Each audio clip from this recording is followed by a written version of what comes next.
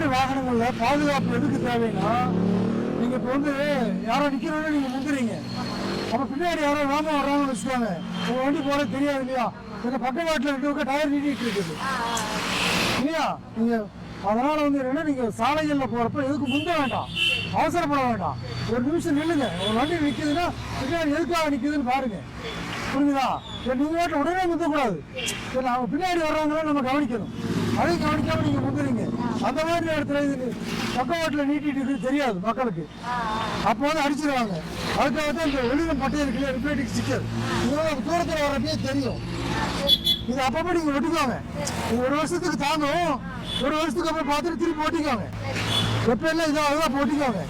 நீங்க கவனமா போங்கம்மா சாலைகள்ல, சரிங்களா. ரோட்டு போய் கவனிச்சு அதனால நிப்பாட்ட சொன்னவங்கள, ஏதோ நடந்துருச்சுன்னு வச்சுக்கோங்க, யாரு உங்களை காப்பாத்துவாங்க? குழந்தைங்க இருக்காங்கல்ல, யாரு பாப்பாங்க? ஆளுங்க பாத்தீங்கன்னா நிறைய பேர் எதிர் திசையில வருவாங்க, கவனிச்சிருக்கீங்களா. அவங்களுக்கு தான் இது எழுத்த மாதிரி வருவாங்கல்ல, கோமா வருவாங்க பசங்க. இப்ப அவர் சொன்னார்ல காவல்துறை கூட நிறைய பசங்க ட்ரிபிள்ஸ் போறாங்க அப்படின்ட்டு, அதுதான் யாராவது வழக்கு விழுந்தாங்கன்னு கூட தெரியாது. முழு கவனத்தோட இருங்க, நீங்க தலைக்கவசம் போட்டுக்கோங்க, போட்டு பாதுகாப்பா பயணம் பண்ணுங்க.